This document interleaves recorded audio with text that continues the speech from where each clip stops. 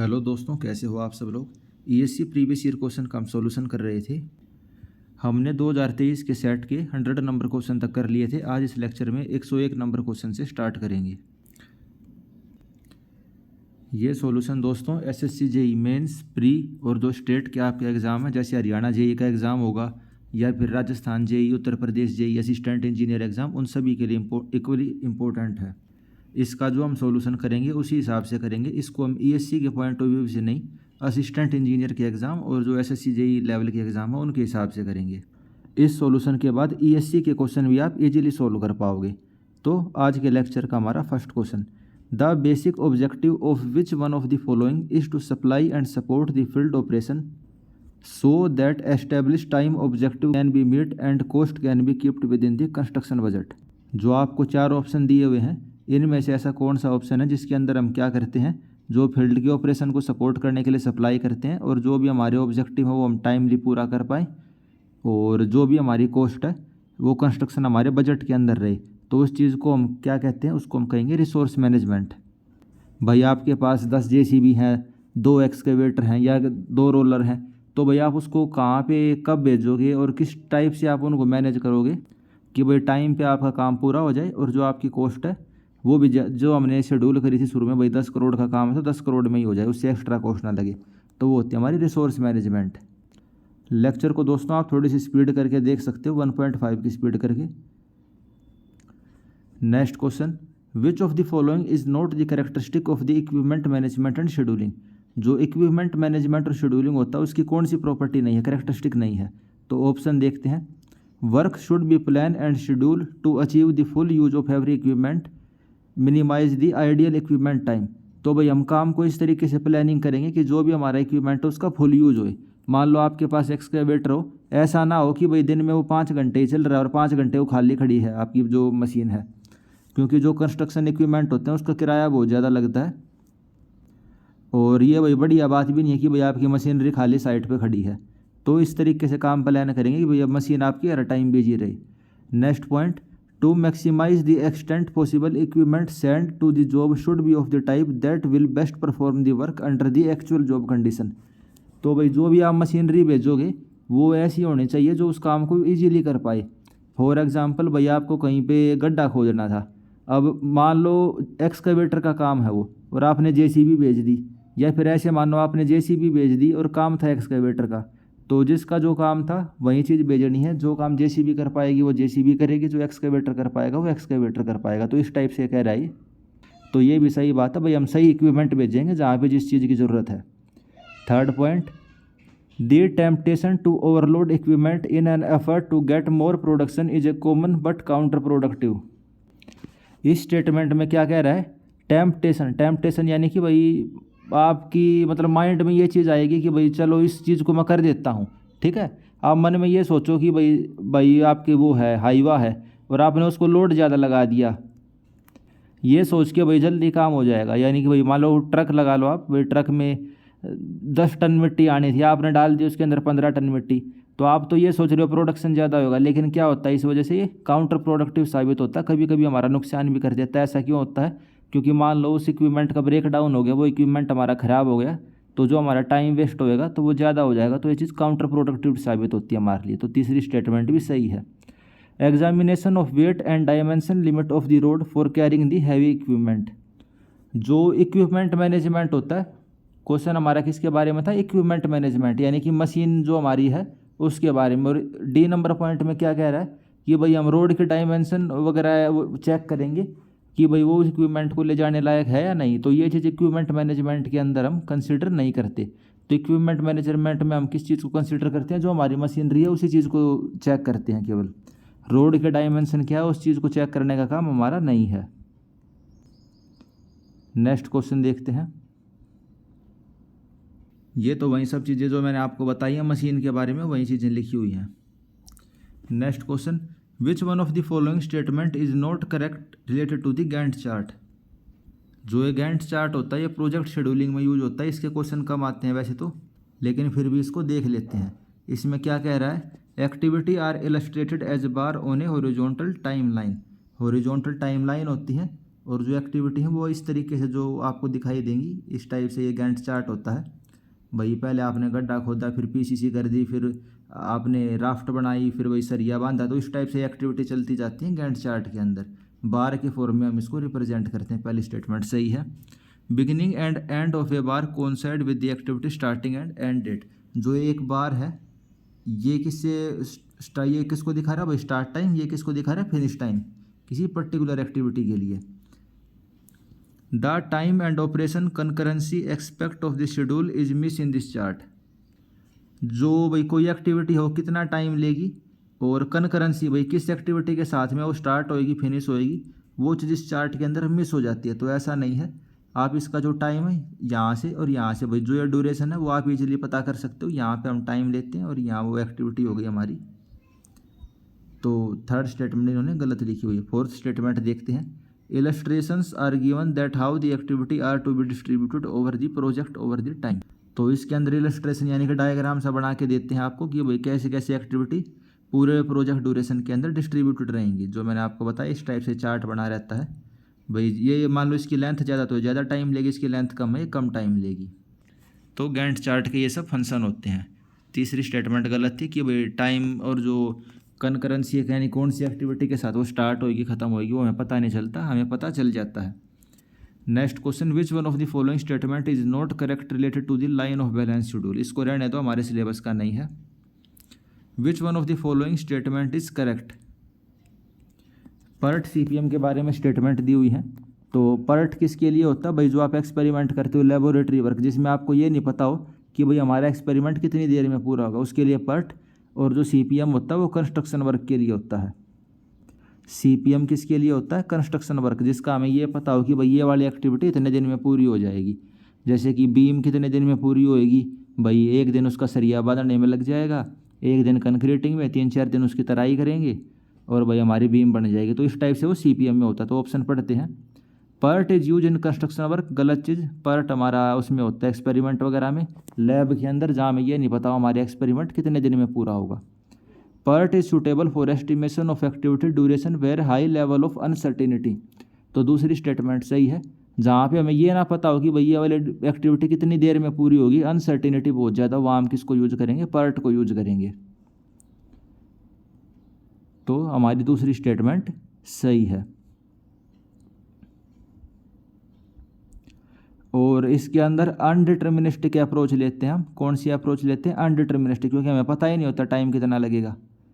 Next question, ये हमारे syllabus का नहीं है ये वाला क्वेश्चन, 106 नंबर, इसको आप छोड़ सकते हो। इस वाले क्वेश्चन को भी छोड़ दीजिए, ये भी एसएससी जेई का और स्टेट जेई का सिलेबस में नहीं आता। Next question, 108 number question, syllabus में ये वाला क्वेश्चन भी नहीं है लेकिन वन लाइनर टाइप का है, इसलिए हम इसको देख लेते हैं। रिपीटेटिव ऑपरेशन, यानी कि जहाँ पे एक ही चीज़ को हमें कई बार रिपीट करना पड़ता हो, तो जो बेटर इन्फॉर्मेशन है वो हम कौन से चार्ट के थ्रू पता चलेगी, तो वो हमें पता चलती है लाइन ऑफ बैलेंस के through, line of balance diagram के थ्रू। इसके अंदर क्या होता है, ढेर सारी इनक्लाइन लाइन होती हैं और जितना ज़्यादा इनक्लाइन वो होगा तो भाई उसकी उतनी ज़्यादा रेट होगी कंस्ट्रक्शन की। तो जहाँ रिपीटेशन वर्क हो वहाँ क्या करेंगे, line of balance. Next question, density of the wood use for construction. जो वुड की डेंसिटी होती है वो कितनी होती है, लकड़ी की डेंसिटी होती है 1.5 से 1.6, यानी कि 1500 से 1600 किलो पर metre cube. Which one of the following statement is not correct. तो इनकरेक्ट स्टेटमेंट बतानी है। पहली statement, rusting brick has mechanically textured finish wearing in the pattern. Rustic brick कैसी होती है ये आप देख सकते हो।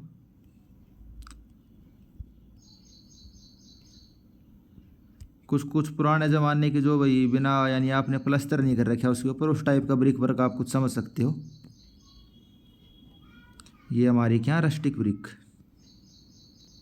ऑप्शन देखते हैं, rustic brick mechanically textured finish wearing in pattern.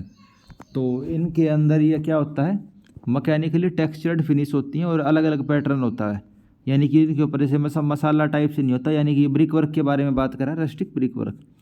Second option, arch brick are over burned also known as the clinker brick obtain from inner portion of the kiln. जो आर्च ब्रिक होती हैं उसको कौन से type की brick होती हैं, over burned brick होती हैं वे। तीसरी स्टेटमेंट, जो पेल ब्रिक होती है, पेल यानी कि भाई जिसका रंग उड़ा हुआ होता है उस टाइप की ब्रिक, तो वे ओवरबर्न्ट होती हैं। जी नहीं, वे ओवरबर्न्ट नहीं होती, वे कम ओवरबर्न्ट होती हैं, यानी कि अंडरबर्न्ट ब्रिक होती हैं वे। ओवरबर्न्ट तो वे हो गई भाई आपने ज़्यादा जला दिया उनको। अंडरबर्न्ट यानी कि अच्छे से नहीं पकी हुई वेट। तो पेल ब्रिक कौन सी होती हैं, जो अच्छे से पकती नहीं है। Body bricks are well burned brick occupy central portion of the kiln. जो बॉडी ब्रिक्स होती हैं वे वेल बर्न्ट होती हैं। तो इस टाइप की चीज़ें भी एसएससी जेईई के अंदर कम बूझने के चांस है। 110 नंबर वाला क्वेश्चन आप चाहो तो छोड़ सकते हो। 111 नंबर क्वेश्चन, जो ग्लास की मैन्युफैक्चरिंग होती है उसके रिलेटेड आपसे कुछ स्टेटमेंट दी हुई है। पहली statement, addition of lime make the glass fluid and suitable for blowing. जो लाइम हम ऐड करते हैं ग्लास के मैन्युफैक्चर में, उसका क्या एडवांटेज है, जो ग्लास है उसको फ्लूइड टाइप का बना देता है। फ्लूइड का क्या मतलब हुआ भाई, नरम बना देगा उसको, जैसे कि लिक्विड टाइप का होता है फ्लूइड टाइप का, ताकि आप उसको किसी भी शेप के अंदर डाल सको। तो पहली स्टेटमेंट सही है। Excess of soda increase the safety. जो सोडा होता है, सोडा किसका काम करता है, एक्सेलरेटर का। जो ग्लास की मैन्युफैक्चरिंग में हम सोडा किस लिए डालते हैं, एक्सेलरेटर का काम करता है सोडा। और अगर उसकी एक्सेस हो जाए, भाई एक्सेस तो किसी भी चीज़ की ख़राब है, तो अगर सोडा की एक्सेस होएगा तो क्या होता है, वो हार्मफुल होता है। तो सेकंड स्टेटमेंट गलत हो गई, क्योंकि ये कह रहा है इंक्रीज सेफ्टी, लेकिन किसी भी चीज़ का एक्सेस होगा तो हार्मफुल होगा। Silica is use in the form of pure quartz. Silica क्या होती है, जो भाई मिट्टी होती है आपकी, उसके अंदर सिलिका ऑक्साइड ही होता है। ग्लास की मैन्युफैक्चरिंग के अंदर जो हम सिलिका यूज करते हैं वो किसकी फॉर्म में लेते हैं, प्योर क्वार्ट्स। प्योर क्वार्ट्स की फॉर्म में हम सिलिका को लेते हैं। तो पहली और तीसरी स्टेटमेंट इसकी सही है, बाकी दोनों स्टेटमेंट गलत हैं। Next question, as per IS 303 thickness of the 5 plywood board for structural purpose are available in. जो 5 प्लाईवुड के बोर्ड हैं उनकी थिकनेस कितने से कितने के बीच में होगी, तो उनकी थिकनेस 5 से 9 mm के बीच में होती है जनरल पर्पज के लिए, और स्ट्रक्चरल पर्पज के लिए 6 से 9 mm। फैक्चुअल बेस क्वेश्चन है, वैसे तो याद करने नहीं होते आपको फैक्चुअल बेस क्वेश्चन, लेकिन ESC के अंदर आ गया तो एक बार देख लिया बस। भाई 5 प्लाईवुड है तो कितनी होगी, 6 से 9। भाई 5 है तो एक ज़्यादा 6, 6 से 9 के आसपास, बस इतना याद कर लेना। As per IS 8112 minimum required compressive strength of 43 grade OPC for 72 hour. 43 grade OPC की 72 आवर पे मिनिमम स्ट्रेंथ कितनी होगी, तो मिनिमम स्ट्रेंथ इसकी 3 दिन के ऊपर यानी कि 72 आवर पे कितनी होती है, 23 मेगापास्कल। तो ये जो टेबल होती है भाई कितनी रहती है वो आपको याद होनी चाहिए। नॉर्मली जो 23 वाली है उसकी हम क्या लेते हैं, 3 दिन में 40%, और 7 दिन में 65%, और 14 दिन में 90%, और 28 दिन में 100%। इतनी हम स्ट्रेंथ लेंगे। बाकी IS ये OPC 43 ग्रेड की सीमेंट है, तो 3 दिन में स्ट्रेंथ कितनी हो जाएगी, 23। Consider the following oxide, aluminium oxide, calcium oxide and silica oxide. What is the correct sequence in order of increasing order of their percentage analysis for the OPC। जो OPC होती है उसके अंदर सबसे ज़्यादा क्या होता है, सबसे ज़्यादा हमें पता है कैल्शियम ऑक्साइड यानी कि लाइम होता है, फिर सिलिका ऑक्साइड होता है 60 से 65% कैल्शियम ऑक्साइड, सिलिका ऑक्साइड 17 से 25%, एल्यूमिनियम ऑक्साइड 3 से 8%। उसके बाद थोड़ी बहुत क्वांटिटी में लाइम, अल्कली और सल्फर ऑक्साइड वगैरह ये होती हैं। Excess of silica make the brick. जो ब्रिक के अंदर अगर सिलिका के कंटेंट ज़्यादा हो जाए तो वो ब्रिक के ऊपर क्या इफेक्ट डालेगी। जो सिलिका होती है ब्रिक के अंदर वो किस लिए काम आती है, उसको शेप देने के लिए। S for silica, S for shape.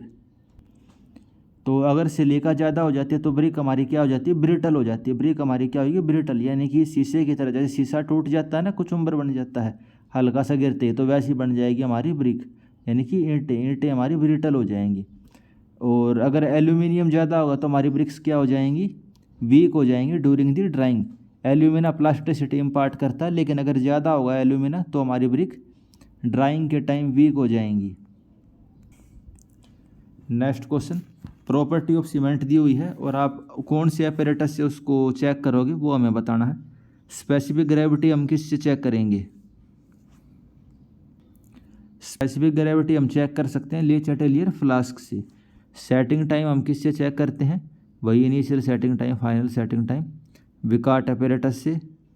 Soundness हम चेक कर सकते हैं ऑटोक्लेव अपरेटस से, और फाइननेस हम चेक करेंगे ब्लेंस एयर परमिएबिलिटी अपरेटस से। तो मैच दी फॉलोइंग आपको कैसे करने होते हैं, जो भी आपको सबसे आसान ऑप्शन लगता हो। भाई आपने 4 ऑप्शन देखे, कन्फ्यूजन हो गया, तो फाइननेस का आपने देख लिया ब्लेंस, साउंडनेस का देख लिया हमने ऑटोक्लेव, सेटिंग टाइम का विकाट।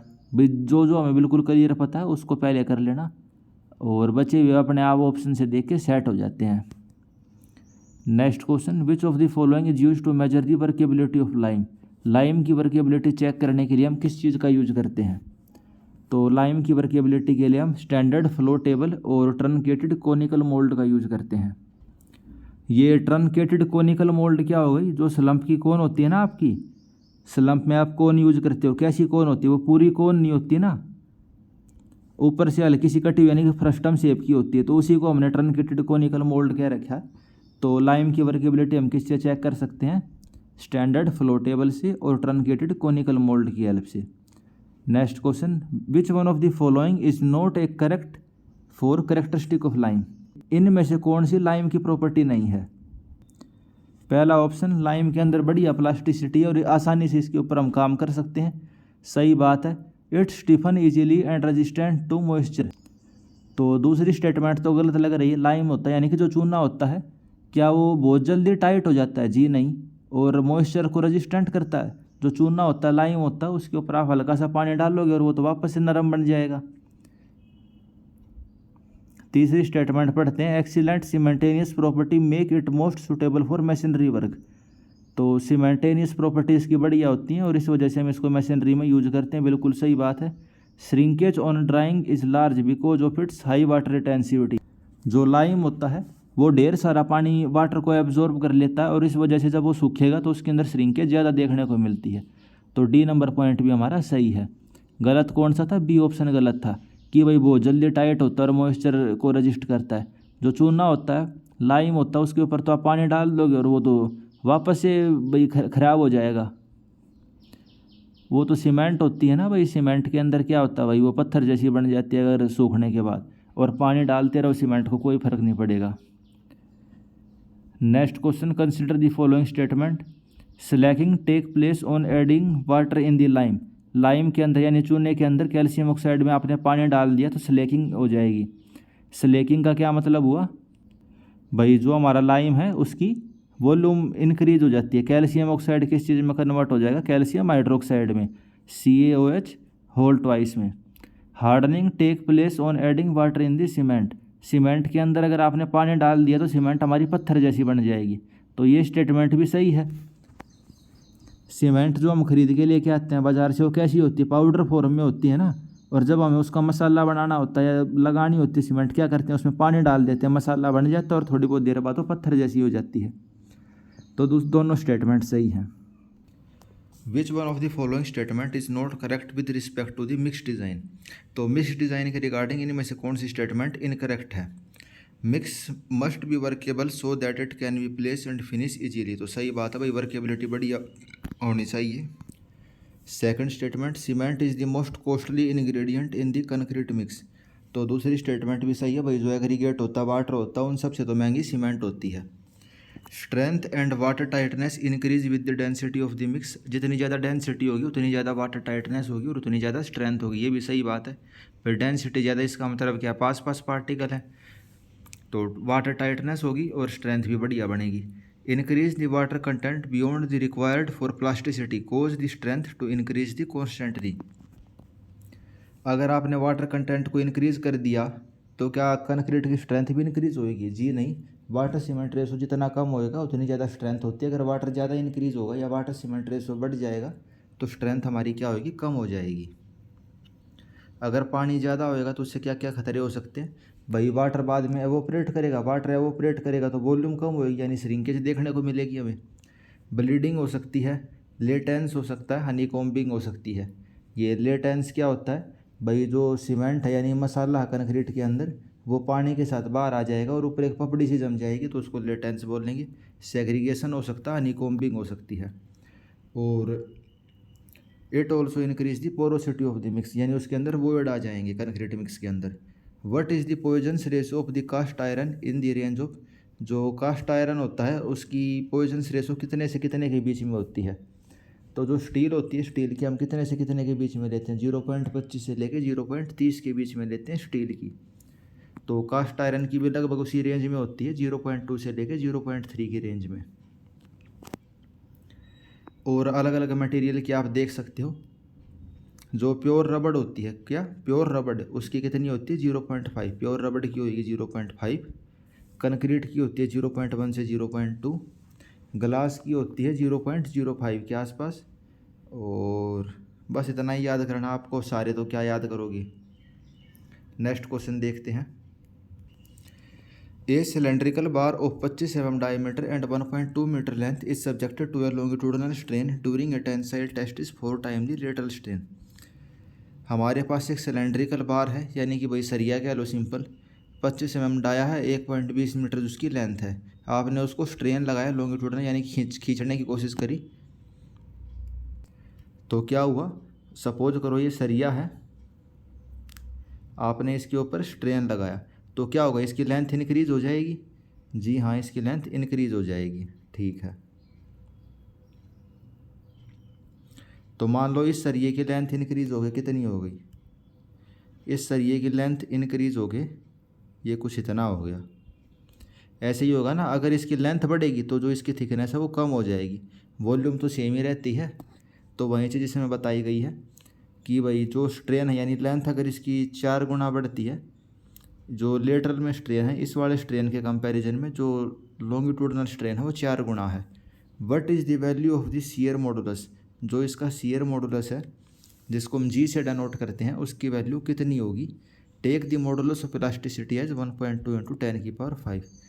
तो यंग मॉडुलस ऑफ इलास्टिसिटी जो ई होता है और जो शियर मॉडुलस होता है उसके बीच में क्या रिलेशनशिप होता है, E is equal to 2g 1 + mu, यही रिलेशनशिप होता है। इस क्वेश्चन में हमें जी निकालना है, ई हमें दिया हुआ है, हम क्या निकालेंगे, मॉडुलस ऑफ इलास्टिसिटी, वो पॉइजनस रेशो निकालेंगे, तो हम जी की वैल्यू आसानी से निकाल सकते हैं। जी हाँ, हम निकाल सकते हैं। और पॉइजनस रेशो किस चीज़ के बराबर होता है, पॉइजनस रेशो होता है lateral strain upon longitudinal strain. Mu किसके बराबर होता है, माइनस साइन लेते हैं, lateral upon longitudinal strain. Longitudinal तो इसकी लेंथ की डायरेक्शन में स्ट्रेन, लेटरल यानी कि लेंथ के परपेंडिकुलर डायरेक्शन में स्ट्रेन। और इसका रेशो में क्या दिया हुआ 1/4, इसका रेशो में क्या दिया हुआ 1/4। म्यू की वैल्यू 0.25 आ गई, जी की वैल्यू हमें बतानी थी, जो हम इजीली निकाल सकते हैं 48 kN। अब इस टाइप का क्वेश्चन आप बिना कैलकुलेटर के इजीली सॉल्व कर सकते हो। वैसे मेंस के अंदर आपको कैलकुलेटर मिलेगा और असिस्टेंट इंजीनियर के एग्ज़ाम में भी आपको कैलकुलेटर मिलता ही है। Next question, which one of the following statement is not correct. इनमें से कौन सी स्टेटमेंट गलत है। पहली स्टेटमेंट, स्ट्रक्चरल स्टील के लिए rupture strength is higher than the ultimate strength. जो रप्चर में स्ट्रेंथ होती है वो अल्टीमेट स्ट्रेंथ के कंपैरिजन में ज़्यादा होती है। तो क्या ये स्टेटमेंट सही है या गलत है। स्ट्रेस स्ट्रेन डायग्राम स्टील का हम कैसे बनाते हैं, इलास्टिक लिमिट, पहले तो क्या रहता है ओबे दी हुक्स लो, फिर इलास्टिक लिमिट, फिर यील्ड स्ट्रेस आएगा। ठीक है, यहाँ यील्ड स्ट्रेस है, फिर हल्का सा कम हो जाएगा लोअर यील्ड स्ट्रेस, फिर कांस्टेंट उसका स्ट्रेस का रीजन आएगा, फिर क्या होता है अल्टीमेट स्ट्रेस आएगा और फिर रप्चर हो जाएगा। जो अल्टीमेट स्ट्रेस है, अल्टीमेट स्ट्रेस हमारा कहाँ आता है, इस वाले पॉइंट पे। ठीक है, ये हमारा क्या है एफ अल्टीमेट, और यहाँ क्या लेते हैं एफ यील्ड लेते हैं, और यहाँ क्या है एफ रप्चर। ठीक है, तो जो अल्टीमेट वाला वो होता है स्ट्रेस होता है वो सबसे ज़्यादा होता है, रप्चर वाले से भी ज़्यादा रहेगा ये। तो ये चीज़ आपको पता होनी चाहिए। बाकी स्टेटमेंट भी देख लेते हैं। Yield stress is the lowest stress at which the extension of the test specimen increase without the further increase in the load. तो यील्ड स्ट्रेस के ऊपर क्या होएगा, आप लोड तो इंक्रीज नहीं कर रहे लेकिन उसकी एक्सटेंशन होती जाएगी। जो ये वाला रीजन है, इस वाले रीजन के अंदर क्या है, जो आपका लोड है वो तो कांस्टेंट है यहाँ पे, लेकिन एलोंगेशन इसकी होती जा रही है। ठीक है, तो ये आपको पता होना चाहिए। तीसरी statement, ultimate strength is commonly taken as the maximum stress of the material. जो अल्टीमेट स्ट्रेंथ है उसी को मैक्सिमम स्ट्रेंथ या मैक्सिमम स्ट्रेस लेके चलते हैं मटेरियल की, सही बात है। Ultimate strength is the ratio of maximum load to the original cross section area. Ultimate strength क्या होती है भाई, आप मैक्सिमम कितना लोड लगा सकते हो divide by original cross section area उसका कितना था। तो ये वाली स्टेटमेंट भी सही है। तो ये तीनों सही हैं, ये वाली गलत है, क्योंकि जो अल्टीमेट स्ट्रेंथ होती है वो रप्चर वाली स्ट्रेंथ से ज़्यादा होती है। वो मैंने डायग्राम से आपको बता ही दिया, ऐसे कुछ डायग्राम बनता है, ठीक है। Next question, a prismatic bar have a cross section of 25 × 50 mm। Prismatic bar का क्या मतलब होता है, जिसका क्रॉस सेक्शन सेम रहे, कुछ इस टाइप से। यहाँ ये क्रॉस सेक्शन है तो आगे चल के यहाँ भी ये वाला क्रॉस सेक्शन रहेगा, तो ये हमारा प्रिज्मेटिक बार है। इसकी लेंथ 2 मीटर की है, 90 किलोन्यूटन की हमने एक्सियल टेंसाइल फोर्स लगाई और हमारा जो बार है वो 1.5 mm से एलोंगेट हो गया, यानी कि 1.5 mm लेंथ उसकी इंक्रीज़ हो गई। तो हमें टेंसाइल स्ट्रेस निकालनी है। पॉइजन्स रेशो वगैरह हमें कुछ नहीं दिया हुआ, तो सिंपल हम जो स्ट्रेस है वो कैसे निकालेंगे, स्ट्रेस निकाल लेंगे हम force divide by area. Stress हम कैसे निकालेंगे, force divide by area.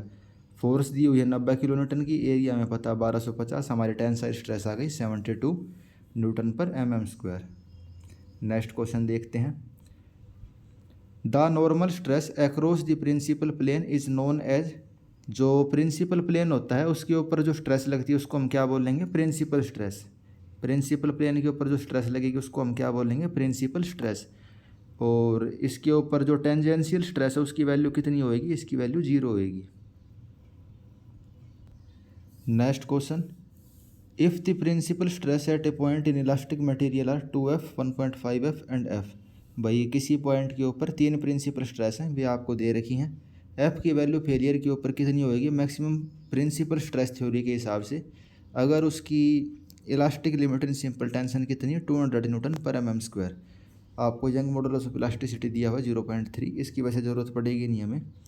Maximum principal stress theory, वैसे तो ये वाला क्वेश्चन बूझने के चांस ना के बराबर है, लेकिन फिर भी जो मैक्सिमम प्रिंसिपल स्ट्रेस थ्योरी होती है उसके हिसाब से मैक्सिमम प्रिंसिपल स्ट्रेस किसके बराबर होएगी, yield stress divide by factor of safety. Maximum principal stress किसके बराबर होएगी, yield strength divide by factor of safety. Factor of safety दिए नहीं रखी तो हम 1 एज्यूम करेंगे, और इसके अंदर मैक्सिमम प्रिंसिपल स्ट्रेस इन तीनों में से कौन सी है, 2F।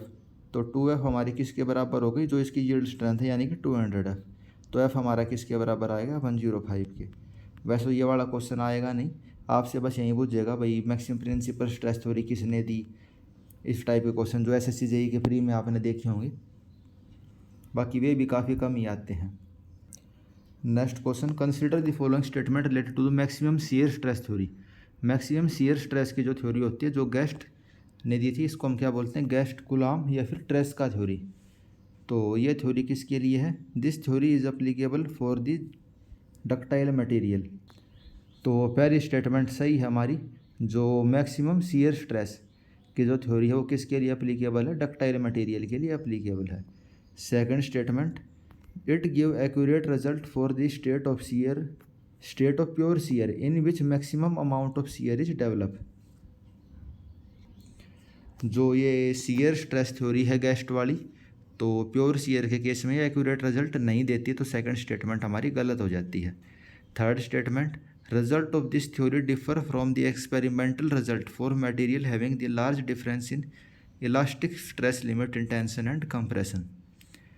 तो जो इस थ्योरी का रिजल्ट है वो एक्चुअल से काफ़ी अलग आता है। अगर मैक्सिमम जो स्ट्रेस है कंप्रेशन और टेंशन में मटेरियल के लिए काफ़ी अलग है, यानी कि ब्रिटल मटेरियल हमारा एक टाइप से। ब्रिटल मटेरियल में क्या होता है, वो कंप्रेशन में तो बहुत ज़्यादा फोर्स ले सकता है और टेंशन में वो फोर्स ही नहीं ले सकता। ब्रिटल मटेरियल हम उसी को बोलते हैं ना। और ये थ्योरी किसके लिए अप्लीकेबल होती है, डक्टाइल के लिए। तो हमारा रिजल्ट काफ़ी अलग आएगा। तीसरे नंबर पॉइंट में ये लिखा हुआ है। तो पहली और तीसरी स्टेटमेंट गलत है, दूसरी स्टेटमेंट वो पहली और तीसरी स्टेटमेंट सही है, दूसरी स्टेटमेंट गलत है। और हमसे इनकरेक्ट पूछा तो 2 ओनली। नेक्स्ट क्वेश्चन, जो आइसोट्रोपिक मटेरियल होता है उसके लिए इनमें से कौन सी स्टेटमेंट सही है। आइसोट्रोपिक मटेरियल क्या होएगा भाई, जो सेम डायरेक्शन में, वो मतलब सभी डायरेक्शन में सेम इलास्टिक प्रॉपर्टी शो करेगा किसी भी पर्टिकुलर पॉइंट पे। तो पहली स्टेटमेंट पढ़ते हैं, shear modulus of is independent of the young modulus. जो शियर मॉडुलस होता है यानी कि जी होता है वो यंग मॉडुलस किसे इंडिपेंडेंट होता है, जी नहीं, इंडिपेंडेंट नहीं होता। जो शियर मॉडुलस है वो मॉडुलस ऑफ इलास्टिसिटी के ऊपर डिपेंड करता है। फॉर्मूला भी आपने पढ़ा हुआ होगा, E is equal to 2G 1 + mu.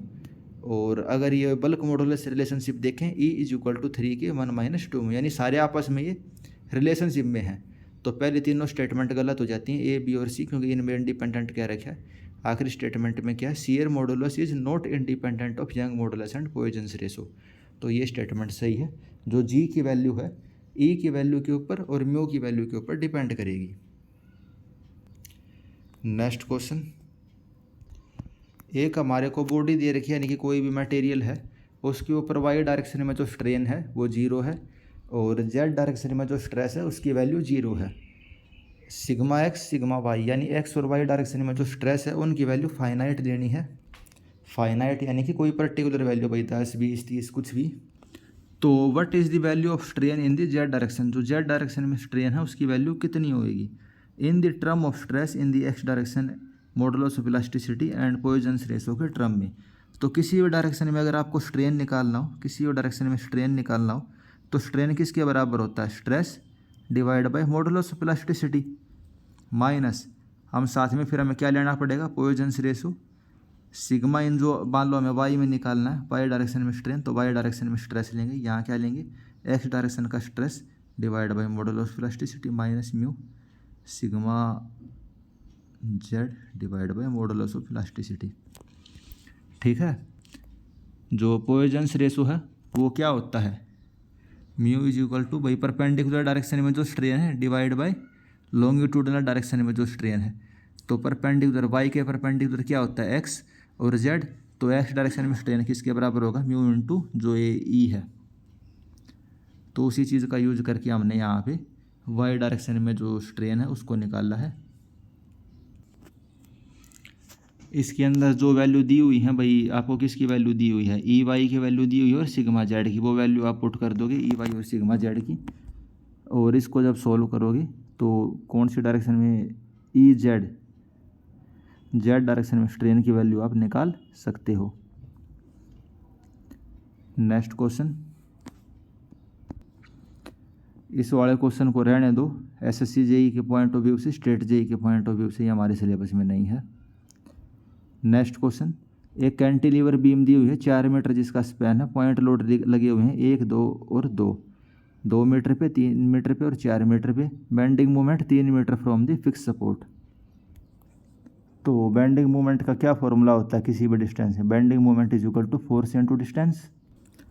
और हमें सी पॉइंट पे बेंडिंग मोमेंट निकालना है, तो हम किससे, राइट हैंड साइड से देखना शुरू करेंगे। सी के राइट हैंड साइड में कितनी फोर्स है, 2 किलोन्यूटन, और कितना डिस्टेंस पे लग रही है, 1 मीटर पे। और इसका डायरेक्शन क्या होएगी, अगर हैंड से इसको लगाएं तो ये डायरेक्शन इस पर लग रही है, क्लॉकवाइज डायरेक्शन होनी चाहिए। इन्होंने क्या लिखी हुई है, एंटी क्लॉकवाइज। जो सी पॉइंट पे बेंडिंग मोमेंट है मेरे हिसाब से तो क्या होनी चाहिए, क्लॉकवाइज 2 किलोन्यूटन मीटर की बेंडिंग मोमेंट इसमें होनी चाहिए। इन्होंने एंटी क्लॉकवाइज दी हुई है। इसमें जब आप देखोगे जो सी वाला पॉइंट है, बेंडिंग मोमेंट निकालना है, मैं राइट हैंड साइड से देख रहा हूँ, ठीक है। तो ये वाला फोर्स इस पे ऐसे लगेगा 2 किलोन्यूटन का 1 मीटर पे, तो बेंडिंग मोमेंट कितनी हो गई, 2 किलोन्यूटन मीटर की। लेकिन ये डायरेक्शन कौन सी है, तो जो घड़ी की डायरेक्शन है, क्लॉक हमारी ऐसे ही चलती है ना, क्लॉकवाइज डायरेक्शन होनी चाहिए। Next question, simply supported beam है, 9 मीटर का स्पैन है, पॉइंट लोड है 30 किलोन्यूटन का, 2 metre from the left hand of the support. 12 kilonewton पर मीटर का यूनिफॉर्मली डिस्ट्रीब्यूटेड लोड है 4 मीटर के ऊपर राइट हैंड साइड से। और shear force 5 metre from the left support से। तो शियर फोर्स कितनी होगी, जैसे ये बीम देखिए आप, 30 किलोन्यूटन का फोर्स है 2 मीटर लेफ्ट हैंड साइड के सपोर्ट से, और 12 किलोन्यूटन 4 मीटर की लेंथ पे। शियर फोर्स निकालना था हमें कहाँ पे, 5 मीटर पे, यानी यहाँ पे। ठीक है। तो शियर फोर्स निकालने के लिए सबसे पहले हमें क्या पता होना चाहिए, ए और बी के ऊपर रिएक्शन कितना है, ए और बी के ऊपर रिएक्शन कितना है। ए और बी के ऊपर रिएक्शन हम कैसे निकालेंगे, सिंपली सपोर्टेड बीम है तो ए के ऊपर मोमेंट 0 लिख दो, या फिर बी के ऊपर मोमेंट 0 लिख दो। एक ही चीज़ है, दोनों से आपका सेम ही आंसर आएगा। ए के ऊपर मोमेंट की इक्वेशन लिखेंगे हम। भाई यहाँ पे कुछ फोर्स लग रहा होगा और यहाँ पे कुछ फोर्स हमने एज्यूम कर लिया, ठीक है। तो जो रिएक्शन एट बी, ये ऊपर की तरफ लगेगा, reaction at B multiply by कितनी दूरी पे, 9 मीटर की दूरी पे है। और ये किसके बराबर होगा, नीचे लगने वाले मोमेंट कितने हैं, 30 गुणा में 2 और 12 चौकी 48 का फोर्स है। और कितनी दूरी पे लगेगा, 5, 5 और 2 7, 7 मीटर की दूरी पे लगेगा, ठीक है। इसका सेंट्रोइड कहाँ होगा, इसका सेंट्रोइड यहाँ पे होगा ना। तो और दूरी कितनी होगी, 3 तो 5 और 2 7, 7 मीटर की दूरी पे 48 का फोर्स लगेगा। तो वही चीज़ लिखी हुई है, 12 चौका 48, 7 मीटर की दूरी पे लगेगा। मूवमेंट एट बी, वो रिएक्शन एट बी हमने कितना निकाल लिया, 44। तो इस वाले पॉइंट पे अगर आपको वो बताना हो शियर फोर्स, तो आप अभी इजीली निकाल सकते हो। इस पॉइंट पे शियर फोर्स कैसे, 44 किलो न्यूटन की फोर्स ऊपर की तरफ लग रही है, 48 की नीचे की तरफ। यहाँ पे नेट कितनी आ गई, 4 की फोर्स आ गई ना, कितने की आ गई, 4 किलो न्यूटन की। और किस डायरेक्शन में आई है, नीचे की तरफ आई है, ठीक है। Next question, what is the ratio of elongation of rectangular bar due to self weight to the elongation when the total weight of bar is applied at its end. आपको रेक्टेंगुलर बार की elongation बतानी है दो वजह से। एक तो ये रेक्टेंगुलर बार है, इसका वजन कितना है, W, सेल्फ वेट की वजह से एलोंगेशन इसकी कितनी होगी, WL डिवाइड बाई 2AE। दूसरा केस क्या है भाई, ये रेक्टेंगुलर बार है और इसके यहाँ पे हमने एक वेट लगा दिया W का, ठीक है। इसका खुद का कोई वेट नहीं है इस वाले केस में, तब एलोंगेशन कितनी आएगी, WL डिवाइड बाई AE। अब इन दोनों का रेशो किसके बराबर होगा, 1/2 के। Next question, stress on two perpendicular plane through a point are 60 newton tension. भाई कोई प्लेन है, 60 न्यूटन का टेंशन फोर्स है और कंप्रेशन फोर्स कितने का, 40 का। और शियर फोर्स है 30 न्यूटन पर mm² की। शियर फोर्स इसके ऊपर कितनी लग रही है, 30 न्यूटन पर mm² की। Absolute normal stress 60 degree from the plane. इस टेंसाइल वाला जो प्लेन है, इससे 60 डिग्री के एंगल पे कितनी नॉर्मल स्ट्रेस होएगी। तो नॉर्मल स्ट्रेस का फॉर्मूला आपको पता होगा, क्या होता है, sigma x sigma y divide by 2 plus sigma x sigma y divide by 2 cos 2 theta plus tau x y sine 2 theta. ये फॉर्मूला हम यूज करते हैं नॉर्मल स्ट्रेसेस के लिए। जो नॉर्मल स्ट्रेस होती है उसके लिए हम क्या फॉर्मूला यूज करते हैं भाई, जो दोनों स्ट्रेस लग रही हैं डिवाइड बाई 2 प्लस दोनों का minus divide by 2 cos 2 theta plus tau x y sine 2 theta. और ये थीटा एंगल किसके साथ है, ये जो मैक्सिमम वाली स्ट्रेस यानी कि जो 60 न्यूटन पर mm² की जो फोर्स लग रही है उसके प्लेन से 60 डिग्री के एंगल पे प्लेन हमारा। तो एंगल हम इसके अंदर पुट करेंगे, हमारा आंसर आ जाएगा 10.98। ये फॉर्मूला आपको पता होना चाहिए। मेंस के अंदर भाई मान लो आपसे पूछता है तो आप इसको इजीली सॉल्व कर पाओगे। Next question, which of the following statement is correct. इनमें से कौन सी स्टेटमेंट हमारी करेक्ट है। Rate of change of shear force along the length of beam is equal to bending moment. तो rate of change of shear force किसके बराबर होता है, वो तो लोड के बराबर होता है। तो पहली स्टेटमेंट गलत हो गई। Rate of change of shear force किसके बराबर, लोड के बराबर होता है। Second statement, bending movement is 0 at point where shear force change the sign. जहाँ पे शियर फोर्स चेंज साइन अपना चेंज करता है वहाँ बेंडिंग मूवमेंट क्या होता है, मैक्सिमम होता है। वहाँ बेंडिंग मूवमेंट क्या रहेगा, मैक्सिमम रहेगा। Shear force change abruptly at a point of application of the couple. वहाँ पे शियर फोर्स चेंज नहीं करता, बेंडिंग मूवमेंट एब्रप्टली चेंज करता है जहाँ हमने कपल लगाया है। कपल यानी कि बेंडिंग मूवमेंट एक्सटर्नली। आखिरी statement, rate of change of bending movement change abruptly at a location of the point load. तो rate of change of bending movement क्या होती है, शियर फोर्स, और जहाँ पे भी पॉइंट लोड होएगा वहाँ पे शियर फोर्स एब्रप्टली चेंज करती है। तो सही स्टेटमेंट है। Rate of change of bending movement किसके बराबर, शियर फोर्स। और शियर फोर्स किसके ऊपर डिपेंड करता है, पॉइंट लोड के मैग्नीट्यूड के ऊपर। तो वो एब्रप्टली चेंज करेगा जहाँ पे भी पॉइंट लोड लगा हुआ है। Next question, cantilever beam is subject two point load against gravity at its free and. एक आपको कैंटिलीवर बीम दी हुई है और ग्रेविटी के अगेंस्ट फोर्स लगाया हुआ है, यानी कि आपने ऊपर की तरफ फोर्स लगाया हुआ है। तो उसके अंदर बेंडिंग मोमेंट का नेचर क्या होएगा भाई, पॉइंट लोड लग रखा है तो बेंडिंग मोमेंट क्या होएगा, लीनियर होएगा। और उसका नेचर क्या होएगा, सैग नेचर होएगा। बी स्टेटमेंट, सैग नेचर का क्या मतलब हुआ? सैग, एस से सैग, एस से सैड, सैड यानी कि दुखी बीम। आपने इसके ऊपर ऐसे फोर्स लगाया तो बीम हमारी कैसी हो गई? ऐसी हो गई। ये क्या बन रही है? दुखी बीम। ये कैसी बीम बनी हमारी? दुखी बीम बनी। ठीक है। अगर इसके ऊपर ये वाला फोर्स नीचे की तरफ होता, ये फोर्स इसके ऊपर नीचे की तरफ होता, तो ये कैसी हो जाती? तो ये ऐसी हो जाती। रुको, कन्फ्यूजन हो गया थोड़ा सा, इसको रहने दो अभी। ये समझ लो कि भाई जब ऐसे वाली शेप बनेगी, ये वाली शेप बन रही है, ये हमारी हैप्पी बीम हो गई, वो गलत हो गया, उस चीज़ को रहने दो। तो वो हमारी कौन सी होगी? सैग बीम होगी। और जब बीम की शेप ऐसे बनेगी, ये हमारी कैंटिलीवर है, नीचे की तरफ लोड लग रहा है, ये हमारी शेप बनी यानी कि सैड बीम। तो ये कौन सा हो गया? ये हो गया। तो ये सही है। जो पहले बता दिया था वो थोड़ा गलत हो गया था, उसको भूल जाओ थोड़ा सा। 137 number question. Cast iron pipe है, 300 mm उसका डाया है, 10 mm उसकी थिकनेस है, 2 पॉइंट पे हमने उसको सपोर्ट करा हुआ जो 8 मीटर दूर है। इंटरनल एरिया ऑफ पाइप क्या होगा? भाई कास्ट आयरन का पाइप है, अंदर का डाया उसका हमारे दिया हुआ 300 mm का, थिकनेस 10 mm है। एक्सटर्नल डायमीटर उसका फिर कितना हो जाएगा? 300 प्लस ये वाली थिकनेस प्लस ये वाली थिकनेस, यानी कि 320 mm। ठीक है, 10 mm की थिकनेस है ना, तो आप उसका एरिया निकाल सकते हो। क्वेश्चन इनको थोड़ा ढंग से नहीं दिया हुआ। What is the internal area of the pipe?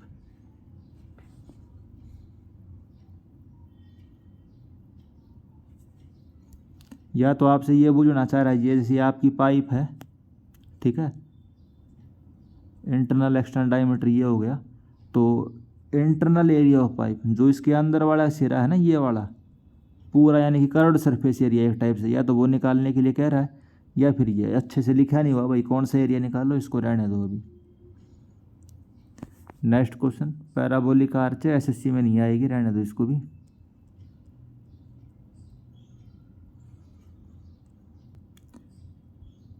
एक फिक्स बीम है, सेंटर पे आपने पॉइंट लोड लगाया हुआ है, तो उसकी जो डिफ्लेक्टेड शेप होगी वो कुछ ऐसी बनती है, और जो बेंडिंग मोमेंट डायग्राम है वो कुछ ऐसा बनेगा। इसके अंदर पॉइंट ऑफ कॉन्ट्राफ्लेक्सर कितने हैं? 2 पॉइंट ऑफ कॉन्ट्राफ्लेक्सर बनेंगे, यानी कि ऐसे पॉइंट जहाँ पे बेंडिंग मोमेंट 0 होएगा। और कितने डिस्टेंस पे? L/4 distance from the support. कहाँ पे? L/4 distance from the support. Fix beam वैसे तो हमें करनी नहीं है, लेकिन जो बिल्कुल सिंपल वाला केस था, जैसे अभी ऊपर वाला 139 नंबर क्वेश्चन, वो वाला आप कर सकते हो।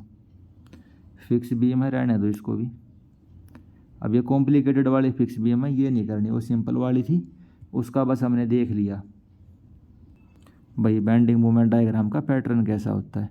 नेक्स्ट क्वेश्चन, रेक्टेंगुलर बीम है, साइज इसका 300 × 500 mm है, शियर फोर्स लग रखी है 20 kN की।